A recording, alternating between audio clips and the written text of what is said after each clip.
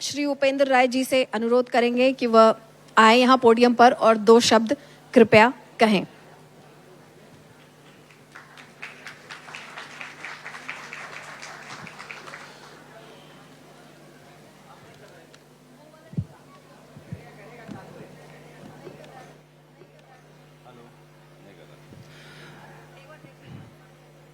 आज इस भूमिहार जागरण मंच पे आप सभी लोगों से मिलते हुए बेहद खुशी की अनुभूति हो रही है।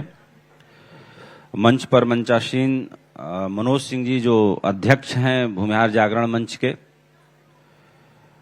अजय शर्मा जी जो शारदा ज्ञानपीठ स्कूल के संस्थापक हैं, जिनके इस प्रांगण में ये फंक्शन हो रहा है,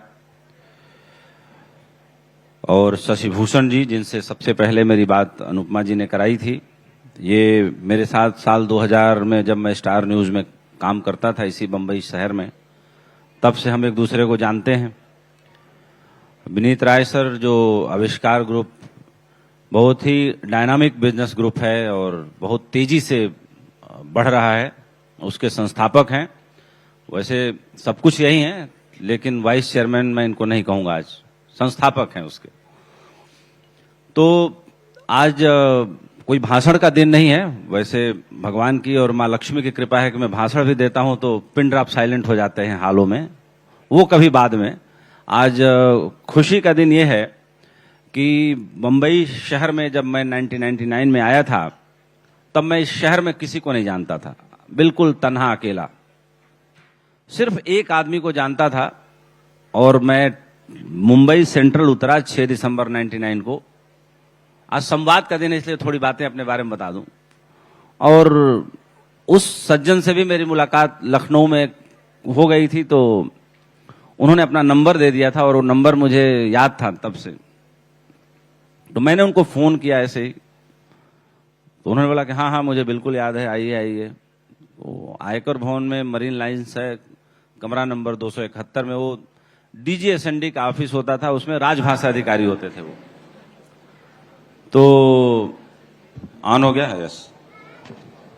तो राजभाषा अधिकारी होते थे और ये ले लीजिए माइक। मैं उनसे गया, मिला। उसके बाद मैंने अपने सफर की शुरुआत उसी दिन से की। जिस दिन मैं आया, नियत तो ये था कि मैं गेस्ट हाउस जाके आराम करूं, अगले दिन ड्यूटी ज्वाइन करूं। तो मैंने मुंबई सेंट्रल राजधानी एक्सप्रेस से उतरा और वहां से उतर के मैं सीधे ऑफिस ही आ गया। और एक सज्जन मुझे को रिसीव करने आए थे, मैंने उनको बोला कि आप ये लेके जाइए, मैं दफ्तर जाना पसंद करूंगा। तो वहीं से मैं बम्बई में रहा।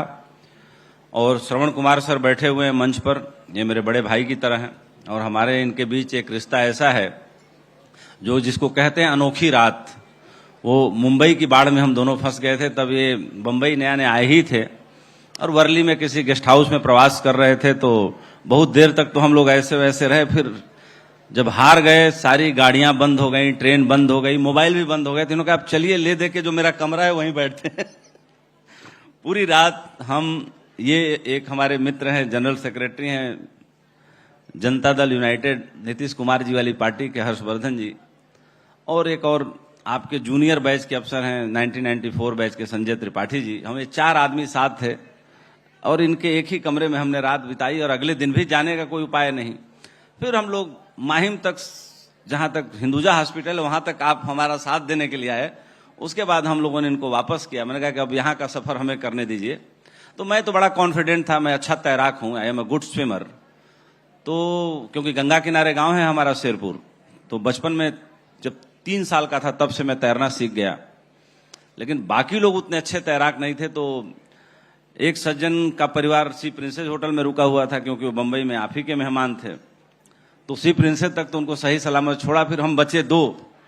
अब हम लोग तो बेफिक्र थे कि चलो कोई बात नहीं। जब जैसे मैं घर पहुंचा और उनको भी सही सलामत घर पहुंचाया, क्योंकि वो उतने अच्छे तैराक नहीं थे, तो पहले मैंने उनको छोड़ा, क्योंकि सब जगह इतना इतना पानी लगा हुआ था।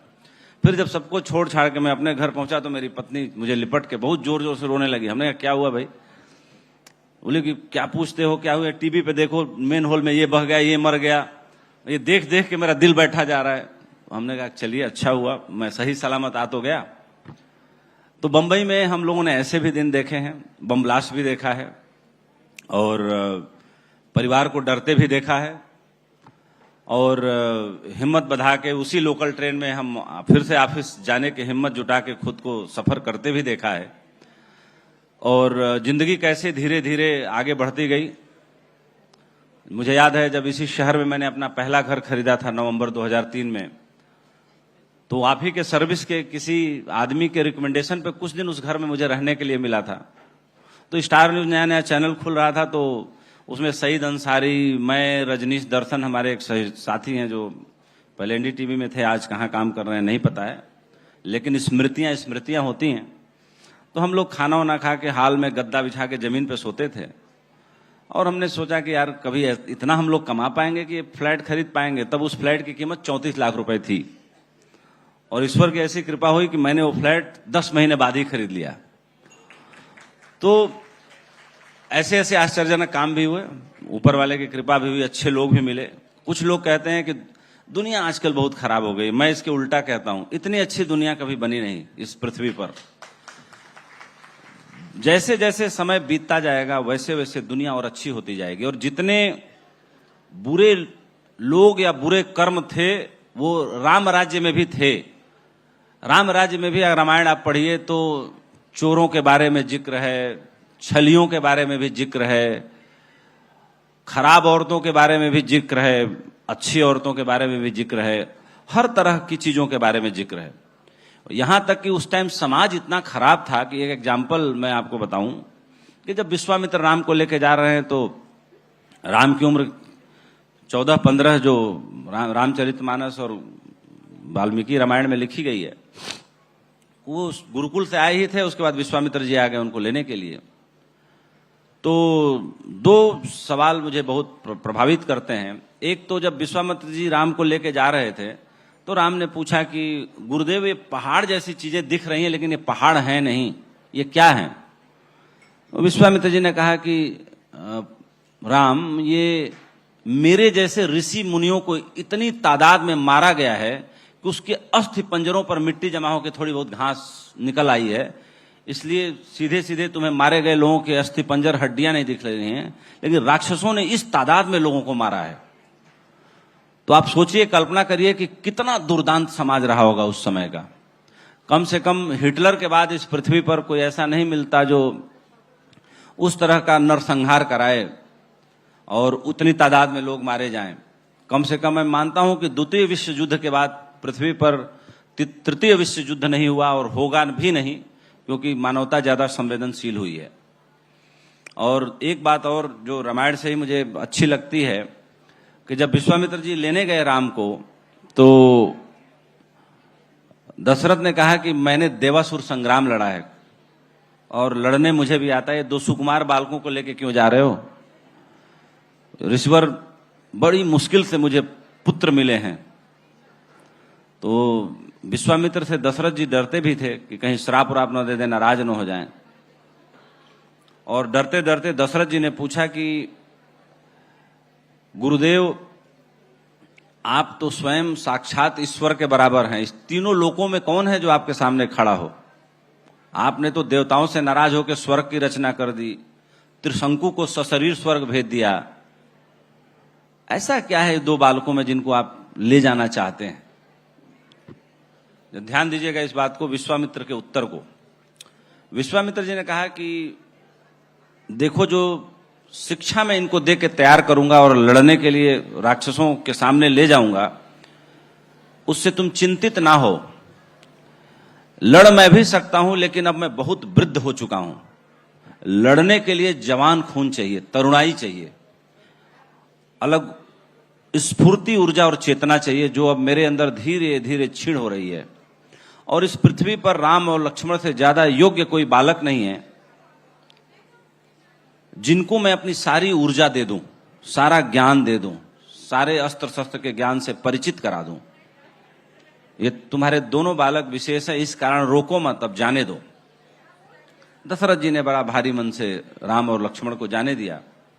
और इतिहास जानता है कि राम और लक्ष्मण ने जो किया वो हम सबके सामने है। उस कहानी में जाएंगे तो बहुत समय लगेगा, और भी लोग हैं, सब लोग दूर दूर से आए हैं, तो कार्यक्रम जल्दी से संपन्न हो, सब लोग अच्छे से एक दूसरे से मिलें और मिलने के बाद एक दूसरे का हाल चाल लें, क्योंकि इस तरह के समागमों का यही सबसे अच्छा फल होता है कि लंबे समय से न मिलें फिर भी ऐसे फंक्शनों में, ऐसे गैदरिंग्स में मुलाकात हो जाती है।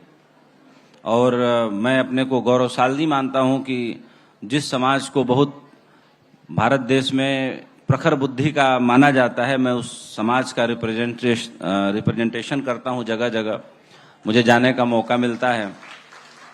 हाँ, ये जरूर है कि मैं इस बात को मानता हूं कि हमारे देश में जो जात पात के नाम पर जो आरक्षण है, मुझे एक बात बहुत, किसी और क्षेत्र के आरक्षण से मुझे कोई आपत्ति नहीं होती, लेकिन कोई डॉक्टर है और हमारे लोगों के सामने वो फेल पाने भर का नंबर नहीं है, फेल ही हो गया है, लेकिन कोटा है तो उसका आरक्षण मिल रहा है, वो आपके किडनी, लंग, हड्डी के बारे में अध्ययन कर रहा है। ऐसे डॉक्टरों से मुझे बड़ा डर लगता है।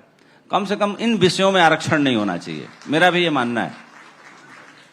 और जब हम लोग जूनियर क्लासेज में थे, मैं निराला विद्या मंदिर शेरपुर गांव से पढ़ा 8वीं क्लास तक, तो हम लोग प्रार्थना करते थे, तो उसकी पहली लाइन और उसकी आखिरी लाइन, जो आखिरी लाइन है वो मुझे हमेशा प्रेरणा देती है। कि प्रार्थना की लाइन होती थी कि वह शक्ति हमें दो दया निधे, कर्तव्य मार्ग पर डट जावे, पर सेवा पर उपकार में हम जगजीवन सफल बना जावें।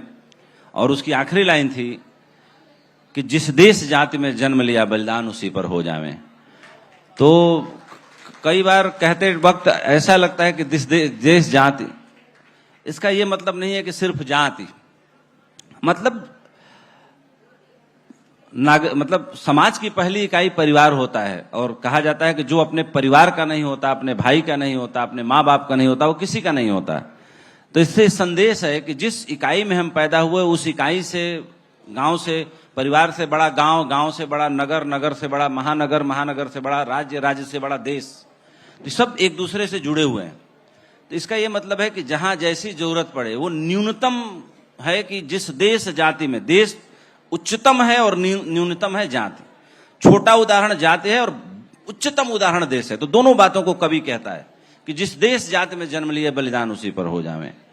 तो मुझे लगता है कि इसके साथ मुझे अपनी बात समाप्त करना चाहिए। अनुपमा, धन्यवाद। बंबई में धीरे धीरे 10 साल रहने के बाद, और बंबई से मेरा रिश्ता टूटा नहीं है, अभी भी मैं महीने में 2-3 बार आता हूं यहाँ पर, और मिलना जुलना लोगों से होता रहता है। लेकिन समूह में इतने सारे लोगों से परिचय कराने के लिए और जोड़ने के लिए मैं बहुत आपका आभारी रहूंगा। भूमिहार जागरण मंच को मेरी बहुत सारी शुभकामनाएं। मैं जिस भी क्षमता में हूं, जितना भी इस समाज के लिए काम आ सकता हूं, निसंकोच रूप से आप लोगों से जो आदेश मिलेगा मैं जरूर करूंगा। जय हिंद, जय भारत, धन्यवाद, प्रणाम।